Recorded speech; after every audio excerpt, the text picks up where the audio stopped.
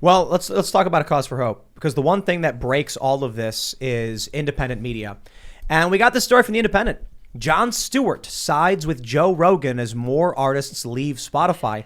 This overreaction is a mistake. Neil Young, Joni Mitchell, blah, blah, blah. Then Crosby, Stills, and Nash. Then Roxanne Gay, I believe her name is. Mm-hmm. She's pulling her podcast. I don't know what her podcast is, but she does have 800-something thousand followers on Twitter. So it's probably not nothing. But check this out. In what may be the weirdest turn in the Joe Rogan story, Mike.com reports Brazil's far-right president is thirsty for Joe Rogan on Maine. Excellent headline, Mike. Really, really desperate, but we get your point. Bolsonaro tweeted, I'm not sure what Joe Rogan thinks about me or my government, but it doesn't matter.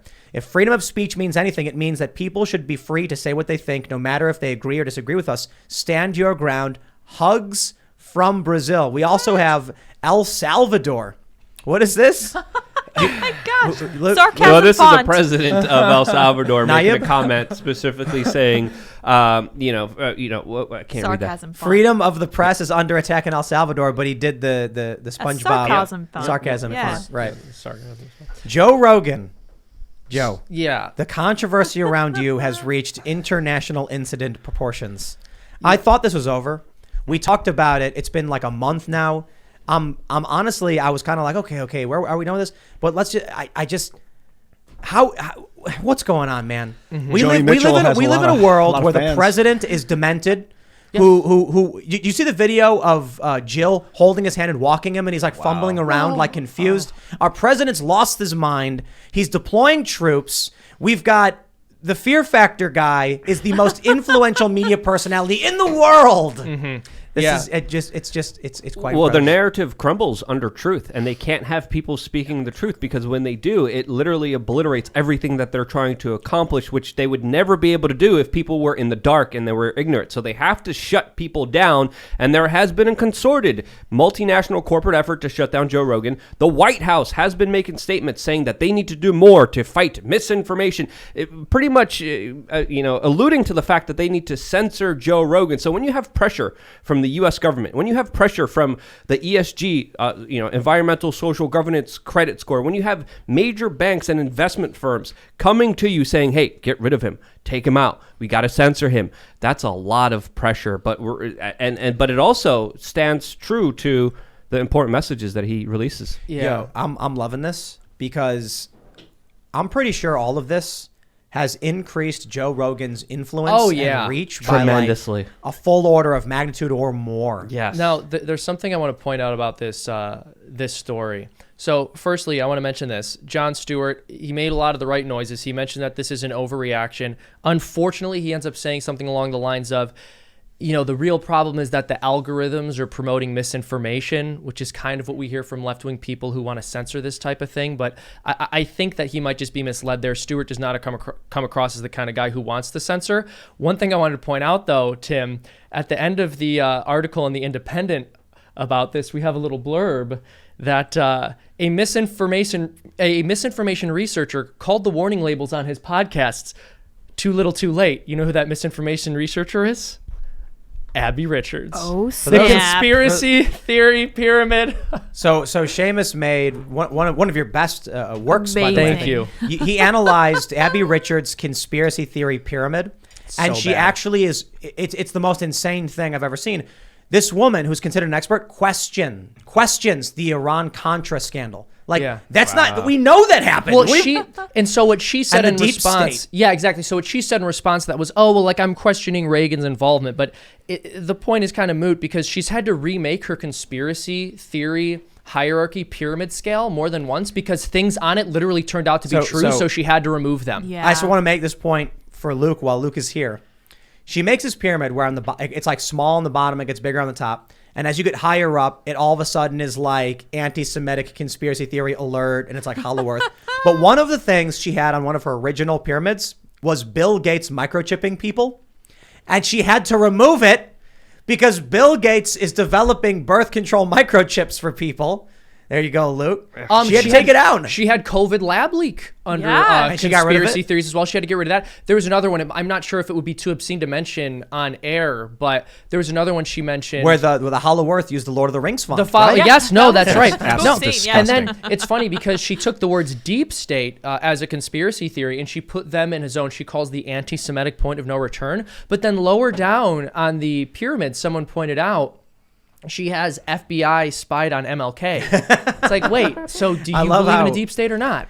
She calls if you believe in Hollow Earth, you're an anti-Semite. So yeah, which is crazy. If you believe in a deep state, but then you made a really funny point in saying that she's the conspiracy theorist accusing all of these conspiracies of being Jewish. Connected. Yes, exactly. She calls them all Jewish, and she also says they're all connected. So, like, believing in the deep state is like connected to believing in Hollow Earth, and like all these absurd tenuous connections. Go watch the video if you guys bring would it like. all It's together. called Leftist Meme Review. She's like the Freedom opposite Tunes. of Alex Jones. Yeah, Yes. she is. No. But to bring it all together, this is someone being quoted in a mainstream news source in a corporate press about accusing Joe Rogan of being misinformation. And she had to remake her conspiracy chart because she got it wrong so much. She literally said there were multiple things were called conspiracy theories that were too dangerous to believe on her chart that literally turned out to be true. So she had to remove them from updates. I'm having a good time. Look at this. We got this story. This Spotify CEO is defending Joe Rogan again, saying that there will be opinions and beliefs that we disagree with, but they're not in the business of dictating discourse.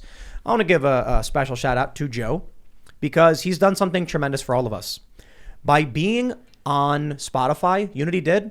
He basically just built a 30-foot beautiful concrete wall from sea to shining sea. Yes. Yep. Because what happens now is Spotify, they staked a claim on his show. They say, we need this to make money. We want this show.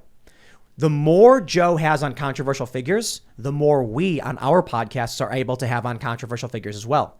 Because when the CEO coming out now and saying, well, there's going to be people we disagree with.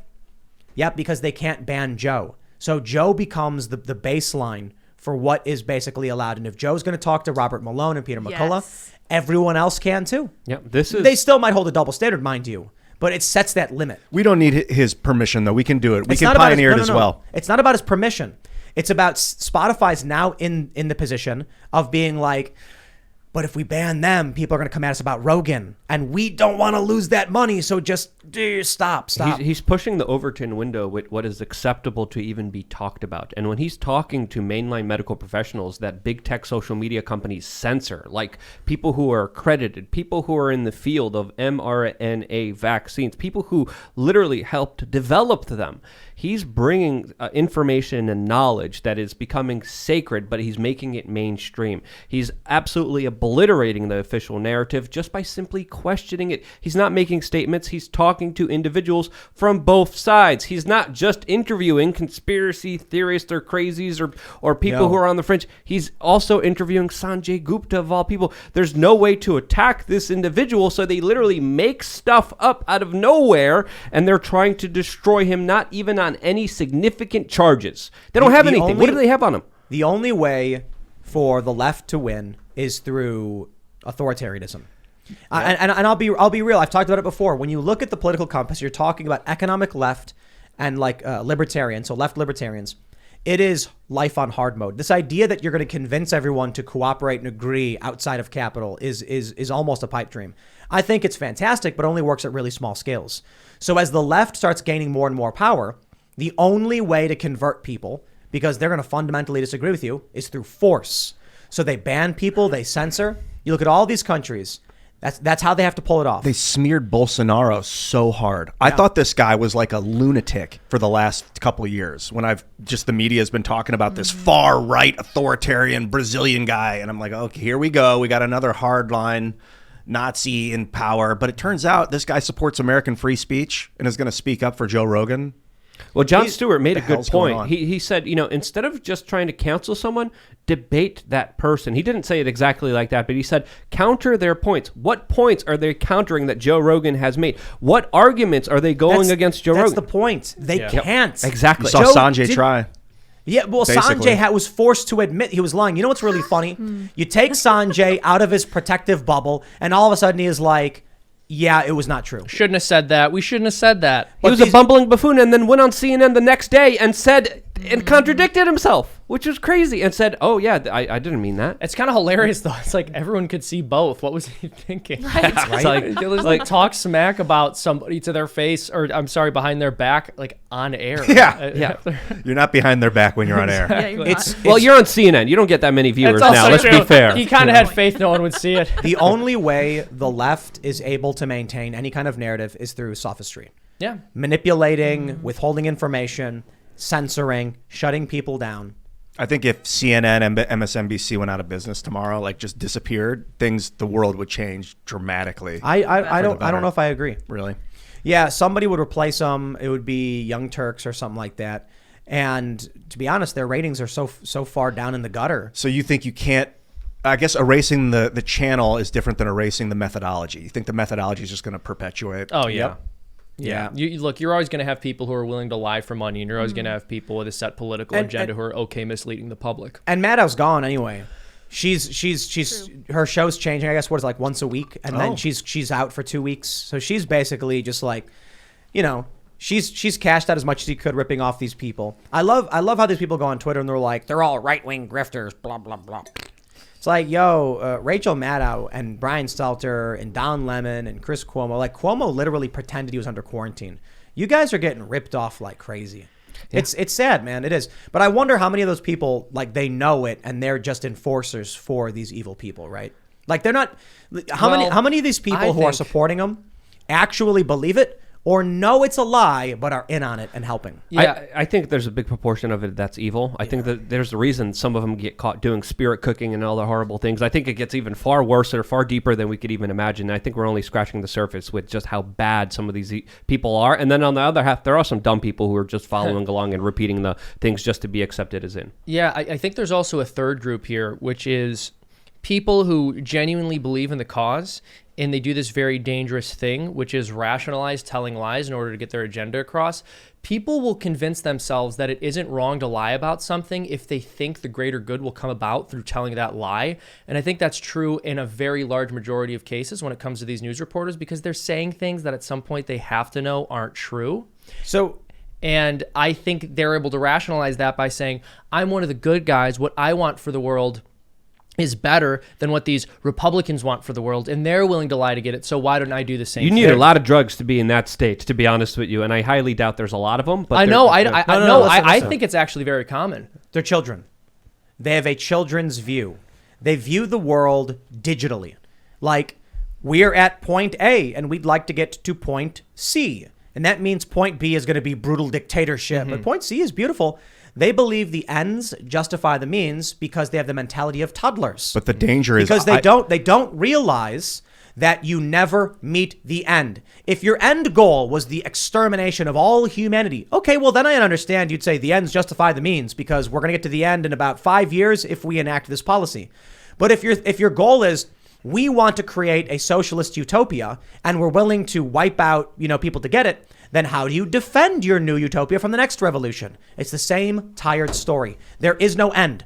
There's maintenance after you achieve your goal. And maintenance using those strategies is just despotism, authoritarianism, dictatorship, fascism, etc. I saw a friend of mine one of my best friends from childhood. We were having an adult conversation in our 30s. This is like 3 or 4 years ago after Trump got elected. And he was like, we need to use their tactics against them. That's fascist. We need to use, I don't know if he was saying street violence, coercion. He was like, we will use whatever and I said, you have to understand, you're becoming the demon that you want to destroy if you're doing that. It's the process is the destiny. I was trying to explain, and it was so disturbing to hear an adult that I have trusted my entire life say these things to me after we've been through it together and talked about how you can't use the evil methodology to defeat evil. It's impossible, but still he's brainwashed. Well, yeah, but I would say it's even worse than that, Ian. You said it's sort of like trying to become the beast to defeat the beast. But when he's saying we need to use street violence against these Trump supporters, we need to use their tactics against them, what street violence is he talking about? I think it was the Proud Boys Antifa kerfuffle. But the Proud Boys weren't starting those fights. It's all whatever the media made them think. I didn't ask. Exactly. So what happens is oftentimes a person will think I'm fighting fire with fire when they were just propagandized to think the other side was using fire in the first place. So they're just attacking innocent people. That's exactly what it is. The far left goes out and says we're defending ourselves as they burn down small businesses. Yep. It is psychotic. and they believe the ends justify the means. They're like, well, if we burn down these buildings, then in 1 year we'll have a utopia. It's like, yo, that's not going to happen, because the guy whose building you burned down, he's going to come back with his own group of people protesting against you for being violent psychopaths. Yep, and the children of the people getting bombed in the Middle East are going to remember that their entire life. There's a great song about this that I heard. It's called Will of the People. It's Oh, by wow. Timcast. Oh, that one Oh, yeah. guy, yeah. And it shows the cycle of By revenge. Timothy Cast, right? That's Yes. right. Yeah. Yeah. Shout out. It's a song that I wrote. The cycle never ends. It- It only it begins doesn't. again. That's right. Yeah. So at the end of the song, like one of the if you many of you probably have already seen it, it's called Will of the People. People are pulling down a statue, but every time they pull it down, it just rotates and another one comes up. It's not my idea. That was a piece of artwork based on the Arab Spring. That every time they pull one statue of a dictator down, it just springs up the next one. That's what it is. And these people don't understand that there's always a cycle of authoritarianism, of violence. That's why the best thing we can do is build a system right now that respects people's fundamental rights, doesn't engage in these tactics. And that's literally how you get your utopia. Yeah. When you have freedom, you have prosperity. It's that simple. When you have governments controlling every aspect of your existence, destroying capital and destroying the free flow of it, you have, again, the downgression and the downgrading of humanity. Thanks for checking out this segment from the Timcast IRL podcast. If you want to watch live, you can check out this channel Monday through Friday at 8 p.m. Now, don't forget to smash that like button, subscribe to this channel, and if you want more unfiltered and uncensored content with all of these guests, go to timcast.com and become a member. All of these guests you know and love in exclusive segments on our website where we are unrestricted in what we talk about, so you'll definitely not want to miss it. Thanks for hanging out. We'll see you all next time.